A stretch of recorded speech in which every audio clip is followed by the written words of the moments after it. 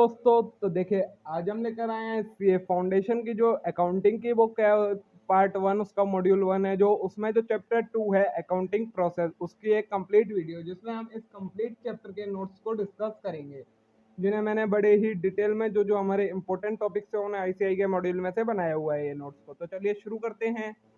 सबसे पहले मैंने ये अकाउंटिंग प्रोसेस लिख रखा है कि एक कंप्लीट अकाउंटिंग प्रोसेस क्या होता है। तो इसमें सबसे पहले इवेंट्स होता है, फिर हम उसे कंसीडर करते हैं कि वो ट्रांजैक्शन है या नहीं है। उसके बाद आइडेंटिफाई करते हैं जो जो अकाउंट्स इन्वॉल्व होते हैं इसमें। फिर आइडेंटिफाई करते हैं नेचर उन अकाउंट्स का। फिर हम अपने जो गोल्डन रूल है अकाउंटिंग के उन्हें अप्लाई करते हैं, उनको अप्लाई करके जर्नल एंट्री पास करते हैं। उसके बाद उसे लेजर में पोस्ट करते हैं, फिर ट्रायल बैलेंस प्रिपेयर करते हैं, फिर फाइनेंशियल स्टेटमेंट बनाते हैं और फिर एनालाइज करते हैं उस फाइनेंशियल स्टेटमेंट का। ठीक है, अब आगे देखिए। तो देखिए अब हम सबसे पहले समझेंगे कि ट्रांजैक्शन क्या होती है। तो ये कंप्लीट ट्रांजैक्शन की डेफिनेशन है। उसके बाद ये टाइप्स हैं दो ट्रांजैक्शन के, cash transaction and credit transaction.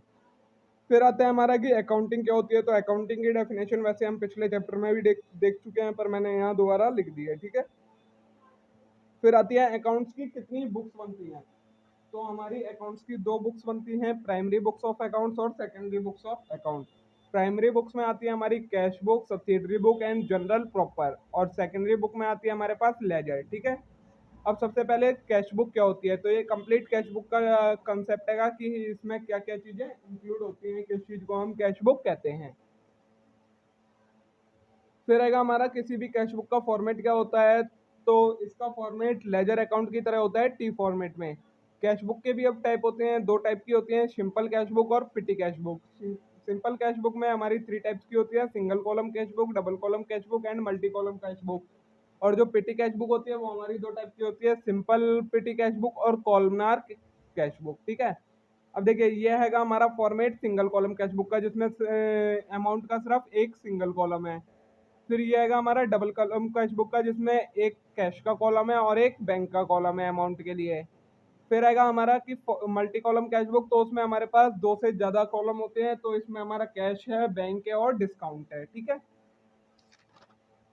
अब देखिए आगे कुछ रूल्स हैंगे हमारे, जो जिन्हें हम कहते हैं गोल्डन रूल्स ऑफ अकाउंटिंग, वो हैंगे हमारे ये। फर्स्ट रूल हैगा increase in assets or decrease in and decrease in increase in assets. अगर एसेट्स बढ़ रहे हैं तो उन्हें डेबिट करेंगे, डिक्रीज हो रहे हैं तो क्रेडिट करेंगे। लाइबिलिटी अगर बढ़ रही है तो क्रेडिट करेंगे, डिक्रीज हो रही है तो डेबिट करेंगे। कैपिटल अगर बढ़ रही है तो क्रेडिट करेंगे, डिक्रीज हो रही है तो डेबिट करेंगे। एक्सपेंसेस अगर बढ़ रहे हैं तो डेबिट करेंगे, डिक्रीज हो रहे हैं तो क्रेडिट करेंगे। और अगर इनकम इंक्रीज हो रही है तो क्रेडिट और डिक्रीज हो रही है तो डेबिट। एसेट्स हमारे किसके बराबर होते हैं, इक्विटी प्लस लाइबिलिटी के, और या फिर fixed assets plus current assets minus current liability is equal to equity plus long term liability. ठीक है, फिर ये हमारे ये और गोल्डन रूल है, ये ट्रेडिशनल अप्रोच के अकॉर्डिंग है और ये हमारे मॉडर्न अप्रोच के अकॉर्डिंग थे जो अभी हमने करे। तो ट्रेडिशनल अप्रोच के अकॉर्डिंग पर्सनल अकाउंट का क्या रूल है। तो debit the receiver and credit the giver. Real account के according debit what comes in, credit what goes out. और नॉमिनल अकाउंट के according debit all expenses and losses and credit all income and gains. अब ये हमारा एक journal का format है, जिसमें date, particular, ledger folio, debit and credit, ये हमारे 5 कॉलम्स आते हैं। ठीक है, उसके बाद आएगा हमारे पास कि पिटी कैश बुक क्या होती है। तो ये कंप्लीट पिटी कैश बुक की डेफिनेशन है। फिर आएगा imprest system of petty cash book. Petty cash book का इम्प्रेस्ड सिस्टम क्या होता है। तो ये उसकी कंप्लीट एक्सप्लेनेशन है, किसे हम इम्प्रेस्ड सिस्टम कहते हैं। फिर फॉर्मेट क्या होता है किसी पिटी कैश बुक का। तो उसमें एक रिसिप्ट का कॉलम होता है, मीन जितनी अमाउंट हमें मिली होती है, फिर डेट होती है, पार्टिकुलर होते हैं, और जो जो हमने पेमेंट करी होते हैं उन सभी चीज़ों के नाम होते हैं यहाँ पर। ठीक है, उसके बाद आता है हमारा टॉपिक सब्सिडरी बुक्स की। सब्सिडरी बुक्स कौन कौन सी होती है। तो ये हमारे पास 6 सब्सिडरी बुक्स होती हैं, purchase book, sales book, purchase return, sales return, bills receivable and bills payable books. ठीक है, आगे देखते हैं। और ये सारी इंपॉर्टेंस मतलब फीचर्स लिखे हुए हैं, कैरेक्टरिस्टिक लिखी हुई हैं सभी बुक्स की। तो सबसे पहले परचेज बुक का ये कंप्लीट है एक। उसके बाद है कि हमारी सेल्स बुक, उसका इतना है ये। फिर आएगी परचेज रिटर्न बुक, ये उसके बारे में लिखा हुआ है पूरा। ठीक है, एंड देन नेक्स्ट आएगा सेल्स रिटर्न बुक। फिर आएगा bills receivable book and bills payable book. ये हमारी 6 टाइप की सब्सिडरी बुक्स का है। तो देखिए ये हो गई हमारी सब्सिडरी बुक कंप्लीट। अब आगे आएगा हमारे पास जो हमने डिस्काउंट का कॉलम कैश बुक में दे रखा था, वो किस टाइप के डिस्काउंट होते हैं। तो डिस्काउंट हमारे दो टाइप के होते हैं, ट्रेड डिस्काउंट और कैश डिस्काउंट। ये उनकी कंप्लीट एक्सप्लेनेशन है। जो ट्रेड डिस्काउंट होता है उसे कभी भी हम अकाउंटिंग उसकी नहीं करते, और जो कैश डिस्काउंट होता है उसे हम बुक में रिकॉर्ड करते हैं।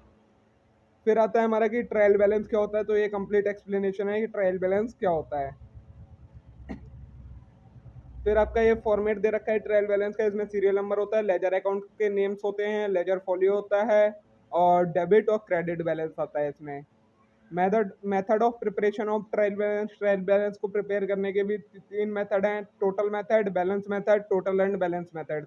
ठीक है।